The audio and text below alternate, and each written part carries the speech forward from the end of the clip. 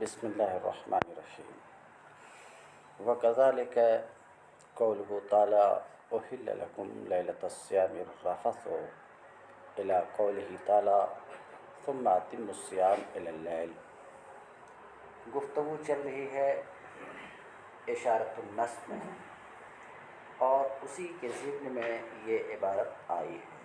پہلے جو عبارت ہے تھوڑی سی دیکھ لو، اور اسی طرح اللہ تعالیٰ کا یہ قول، اسی طرح یعنی اللہ تعالیٰ کے قول وللفقراء المہاجرین کی طرح اللہ تعالیٰ کا یہ قول بھی ہے۔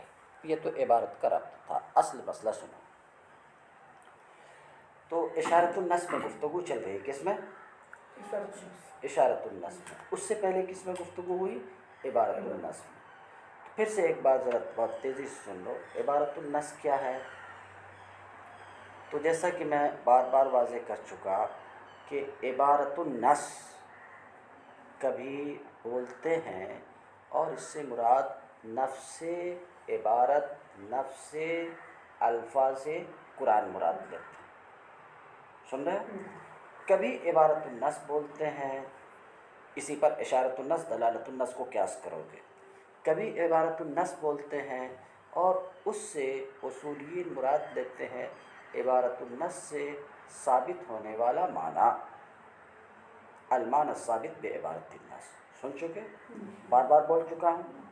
اور عبارت النص بولتے ہیں یہ، اور کبھی اس سے مراد لیتے ہیں استدلال، یعنی عبارت النص سے جو استدلال ہو اس استدلال کو بھی کیا بول دیتے ہیں؟ عبارت النص بولتے ہیں۔ اب پھر سنو عبارت النص کیا ہے۔ تم سمجھ چکے تینوں ایک ہی چیز ہے، اس اعتبار سے یہ استدلال ہے، اس اعتبار سے المعنی الثابت الحکم الثابت بعبارت النص ہے، اور اس اعتبار سے الدال بعبارت النص ہے۔ باقی تین کو بھی اسی پر قیاس کر لو گے۔ کچھ سمجھ میں آیا؟ میں آگے بڑھوں؟ تو عبارت النص کیا ہے؟ تو سنو، اس کی جگہ اگر میں بولوں استدلال بعبارت النص تو تم کو سمجھنے میں آسانی ہوگی، اس لیے میں اسی کو بولتا ہوں۔ استدلال بعبارت النص کیا ہے؟ ذرا دھیان سے سنو اور پلٹا کے بھی پوچھتا بھی ہوں۔ مستدل کا ایک معنی پر، ایک حکم پر، ایک مطلب پر، ایک مراد پر، ایک مفہوم پر ایک ہی چیز ہے۔ تو مستدل کا کسی حکم پر، مستدل آدمی ہے، سمجھ رہے ہو؟ مستدل کا کسی حکم کے اوپر استدلال کرنا۔ کس سے استدلال کرنا؟ پہاڑ سے، درخت سے؟ کس سے استدلال کرنا؟ نص کے لفظ سے، نص کے لفظ۔ تو کیا بولا میں؟ مستدل کا کسی حکم پر استدلال کرنا نص کے الفاظ سے، نص کے لفظ سے، درا حالے کہ لفظ اسی معنی کے لیے لایا گیا ہو جس معنی پر، اسی حکم کے لیے لایا گیا ہو جس حکم پر مستدل استدلال کر رہا ہے۔ تو یہ استدلال کیا کہلائے گا؟ استدلال بعبارت النص۔ تو سمجھ میں آیا کیا بولا میں؟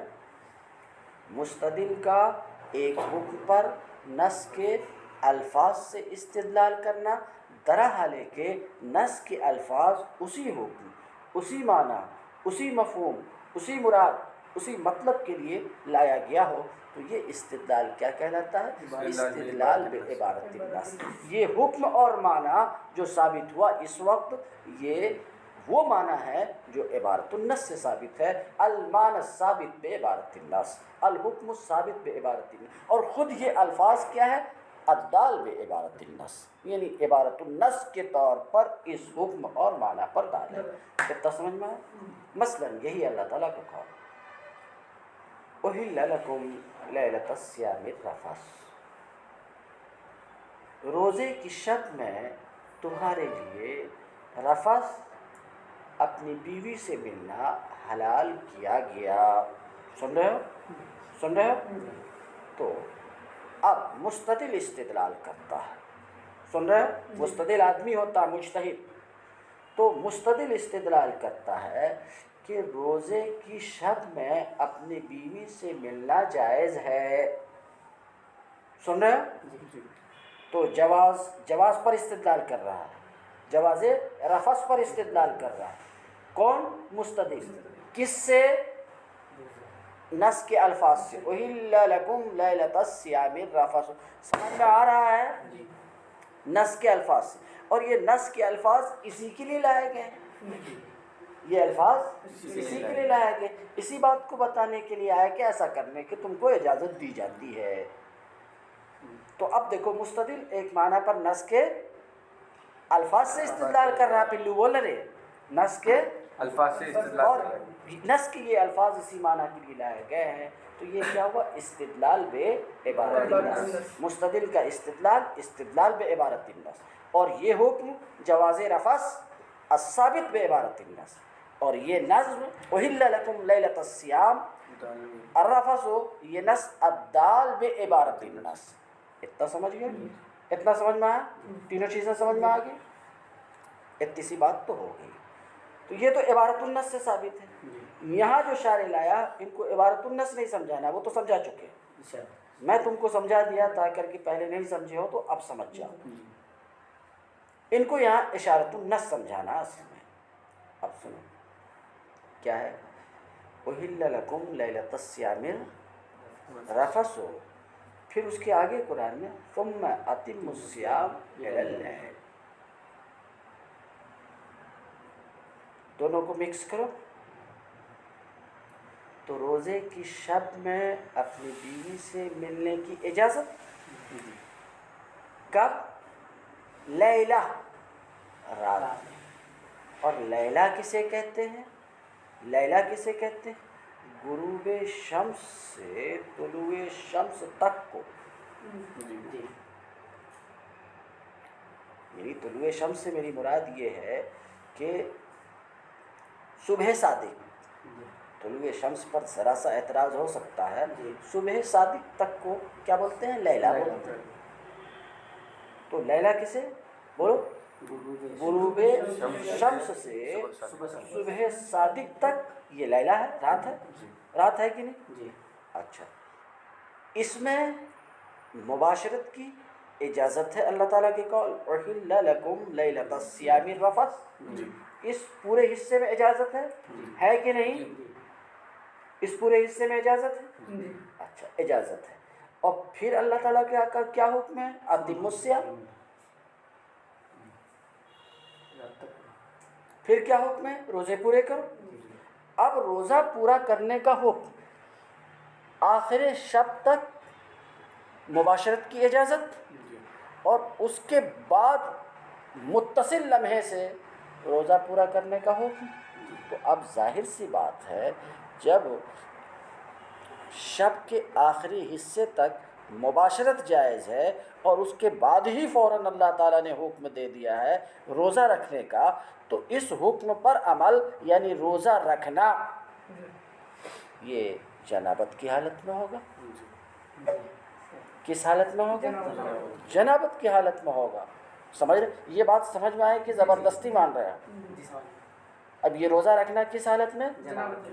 تو اس عبارت سے احل لکم لیلۃ الصیام الرفث ثم اتموا الصیام الی اللیل، بات میں نے اشارتاً اس عبارت سے اشارت النص کے طور پر یہ بات ثابت ہوتی ہے، سنو اشارت النص کے طور پر یہ بات ثابت ہوتی ہے کہ جنابت روزہ کے مخالف اور منافی نہیں ہے۔ اب کہو گے اشارت النص سے یہ کس طور پر ثابت ہے؟ تو میں پچھلے سبق میں بتا چکا ہوں، استدلال بے اشارت النص، اسے سمجھو تو تم کو آسانی رہے گی۔ مستدل کا ایک معنی پر نص کے الفاظ سے استدلال کرنا، کس سے؟ بولو عبارت النص میں بھی تو یہی بولے تھے، میں بولا یہ بولا تھا، لیکن اس کے بعد آگے کیا بولا تھا؟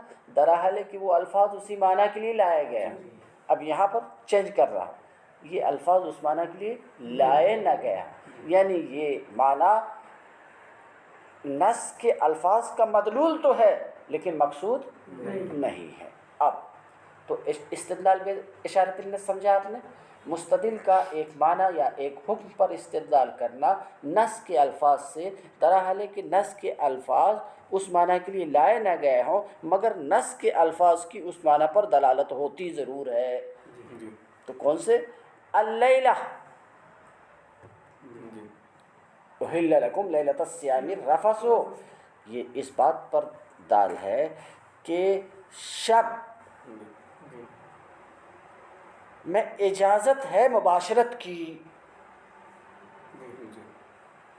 شب میں مباشرت کی اجازت ہے، اور فوراً ہی اس سے متصل حکم ہے اتم الصیام۔ تو ظاہر سی بات ہے کہ جب شب کے آخری حصے تک مباشرت کی اجازت ہے اور اس سے متصل والے حصے میں اللہ تعالیٰ کا حکم ہے روزہ رکھنے کا، تو اب یہ روزہ رکھنا جنابت کی حالت میں ہوگا۔ یہ روزہ رکھنا کس کی حالت میں؟ تو جنابت روزہ کے منافی نہیں ہے، جنابت روزہ کے منافی، یہ بات کہ جنابت روزہ کی منافی نہیں ہے اشارۃ النص سے ثابت۔ کوئی استدلال کرنے والا اس بات کے اوپر استدلال کرتا ہے کہ جنابت روزہ کی منافی نہیں ہے اس آیت سے، احل لکم لیلۃ الصیام الرفث ثم اتموا الصیام الی اللیل، اس آیت سے اس بات کے اوپر استدلال کرتا ہے، تو یہ استدلال بے اشارت النص ہے، کیونکہ نص کے الفاظ سے ایک معنی پر استدلال کر رہا ہے، ایسے معنی اور ایسے حکم پر جو نص کا مدلول ہے، یہ الگ بات ہے کہ مقصود نہیں، یہی ہے استدلال بے اشارت النص۔ یہ معنی جنابت روزہ کی منافی نہیں ہے، یہ وہ معنی ہے المعنی الثابت بے اشارت النص، اور مستدل اس معنی پر استدلال کرتا ہے تو یہ استدلال بے اشارت النص، اور یہ نص الدال بے اشارت النص، سمجھ رہے ہیں، الدال بے اشارت النص، سمجھ رہے ہیں، یا اور چھوٹا کر کے اشارت النص ہے اس معنی میں، یہ نص اشارت النص ہے کس معنی میں کہ جنابت منافی صوم نہیں ہے۔ اتنا تو سمجھ گئے؟ غلط تھا۔ وَكَذَلِكَ قَوْلُهُ، اور اسی طرح یعنی اللہ تعالیٰ کے قول للفقراء المہاجرین کی طرح اللہ تعالیٰ کا یہ قول بھی ہے احل لکم لیلۃ الصیام الرفث، ٹھیک ہے، اللہ تعالیٰ کے قول ثم اتموا الصیام الی اللیل تک، ٹھیک ہے، اللہ تعالیٰ کا یہ قول فالامساک فی اول الصبح، تو رکنا اول صبح میں، کس سے رکنا؟ مفطرات ثلاثہ سے رکنا۔ مفطرات ثلاثہ سمجھ گئے؟ مفطرات ثلاثہ سمجھ گئے؟ روزہ نام ہے صبح صادق سے غروب آفتاب تک مفطرات ثلاثہ سے رکنے کا، کھانے پینے اور جماع سے رکنے کا، سمجھ رہے؟ یہ مفطرات ثلاثہ سمجھ میں آیا؟ فالامساک فی اول الصبح، تو اول صبح میں امساک یعنی مفطرات ثلاثہ سے رکنا، اب سمجھ گئے؟ تو اول صبح میں امساک یہ متحقق ہوگا جنابت کے ساتھ، میں بول چکا اس کو، کیوں متحقق ہوگا؟ یعنی اول صبح میں روزہ کس کے ساتھ ہوگا؟ جنابت کے ساتھ ہوگا۔ کیوں؟ کہتے ہیں لِأَنَّ مِن ضرورتِهِ لِلْمُبَاشَرَةِ إِلَى الصُّبح، کیونکہ صبح تک مباشرت کے حلال ہونے کو مستلزم ہے، صبح تک مباشرت کے حلال ہونے کو مستلزم ہے۔ کیا مستلزم ہے؟ کہ نہار کا پہلا جز جنابت کے وجود کے ساتھ ہو، میں اسے سمجھا چکا۔ والامساک فی ذالک الجز، اور نہار کے پہلے جز میں رکنا، مفطرات ثلاثہ سے رکنا، یہ روزہ ہے۔ یہ کیا ہے؟ روزہ ہے۔ امر العبد، جس کا اللہ تعالیٰ نے اپنے بندے کو جس کے مکمل کرنے کا حکم دیا ہے۔ فکان ھذا، تو اللہ تعالیٰ کا قول، سمجھ رہے ہیں، اللہ تعالیٰ کا قول، کون سا قول؟ احل لکم لیلۃ الصیام الرفث ثم اتموا الصیام الی اللیل، اللہ تعالیٰ کا یہ قول اشارہ ہے، سمجھ رہے ہو؟ یا اس کی جگہ کہہ سکتے ہو کہ اللہ تعالیٰ کا قول فباشروہن، تو اب تمہیں ان سے مباشرت کی اجازت ہے، اب تمہیں ان سے مباشرت کی اجازت ہے، تو اللہ تعالیٰ کا یہ قول اشارہ ہے، اللہ تعالیٰ کے اس قول میں اشارہ ہے، سمجھ رہے؟ دوسرے لفظ میں اللہ تعالیٰ کا یہ قول اشارۃ النص ہے، اللہ تعالیٰ کا یہ قول اشارۃ النص ہے، اس بات میں کہ جنابت روزہ کے منافی نہیں ہے. یہ سمجھ گئے؟ یہ بات تو ہو گئی. اب اسی سے یہ بات بھی ثابت ہوئی، اشارۃ النص سے تو وہ بات ثابت ہوئی، اسی سے یہ بات بھی ثابت ہو گئی کہ یہ بات تو ختم ہو گئی کہ جنابت روزہ کی منافی نہیں ہے، مگر جنابت کو دور بھی کرنا ہے اور وہ غسل کے ذریعے سے دور ہوگا. اور غسل میں 3 فرض ہے، غسل میں 3 فرض ہے. پورے بدن پر پانی بہانا فرض ہے، بات سمجھ رہے ہیں، اور کلی کرنا فرض ہے، ناک میں پانی چڑھانا، سمجھ رہے ہیں. اب رہی بات یہ کہ غسل تو فرض ہے. کیوں غسل فرض ہے؟ کیونکہ نماز کا وقت تو آئے گا، نماز کی فرضیت کی وجہ سے غسل خود بخود فرض ہو جائے گا. بات سمجھ رہے ہیں. تو جب جنابت کی حالت میں اس نے صبح کی تو غسل فرض، اور غسل میں مزمزہ اور استنشاق فرض. تو اسی سے اشارتاً یہ بات معلوم ہوئی کہ کلی کرنا اور ناک میں پانی چڑھانا روزہ کے منافی نہیں ہے. کیونکہ روزہ رکھنے کا حکم جس حال میں ہے اس حال میں کلی اور ناک میں پانی ضروری ہے. کہتے ہیں وَلَزِمَ مِنْ ذَلِكَ، اسی سے یہ بات لازم آتی، کس سے؟ کہ جنابت روزہ کی منافی نہیں ہے. اسی سے یہ بات لازم آتی ہے کہ مزمزہ اور استنشاق، سمجھ رہے ہیں، کلی کرنا اور ناک میں پانی چڑھانا یہ بقائے صوم کے منافی نہیں ہے. ٹھیک ہے. تو اب بتاؤ، یہ بات تو سمجھ میں آ گئی، یہ بات سمجھ میں، مگر اسی سے ایک مسئلہ نکلتا ہے. جب آدمی کلی کرے گا تو پانی سے کلی کرے گا. پانی اگر نمکین ہو تو اس کا مزہ زبان پہ محسوس ہوگا کہ نہیں؟ بولو بھائی، ہوگا کہ نہیں؟ ہاں کہ نہیں ہوگا؟ ہوگا. تو کلی فرض، کلی ضروری غسل جنابت میں، اور جب کلی کرے گا تو پانی کا مزہ بھی معلوم. تو زبان سے کسی چیز کا، زبان پر کسی کھانے پینے اس طرح کی چیز کا محسوس ہونا روزہ کی منافی نہیں ہے. کیونکہ روزے کی حالت میں مزمزہ کی اجازت ہے، اور مزمزہ کی صورت میں ذائقہ کا احساس ہوتا، ذائقہ کا احساس ہوتا. تو اگر روزے کی حالت میں آدمی کسی چیز کو کسی مجبوری کی وجہ سے زبان پہ رکھ کے صرف چکھ لیا تو اسے روزہ جاتا نہیں. اسی وجہ سے فقہا کہتے ہیں کہ کسی کا شوہر اگر شریر ہے تو عورت جو ہے کھانا پکانے کے درمیان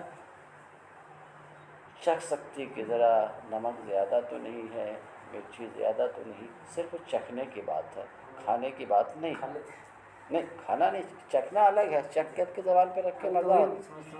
چکھنے سے مراد کھا لیتے ہیں.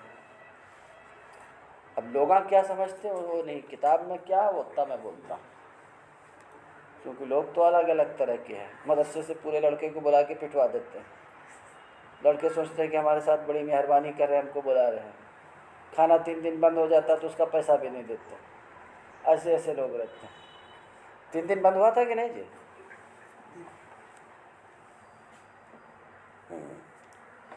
اسی سے یہ مسئلہ متفرع ہوتا ہے کہ من ذاک شیء بفمہ، جو شخص کسی چیز کو اپنے منہ سے چکھا اس کا روزہ فاسد نہیں ہوا. کیوں؟ کیونکہ مزمزہ میں اگر پانی نمکین ہے، کلی کرنے میں پانی کیا ہے؟ نمکین ہے، تو یقینی طور پر مزمزہ کے وقت اس کے مزہ تو پائے گا، اور مزمزہ سے روزہ فاسد نہیں ہوتا. تو چکھ لینے سے بھی روزہ فاسد اتنا ہی رہنے دو.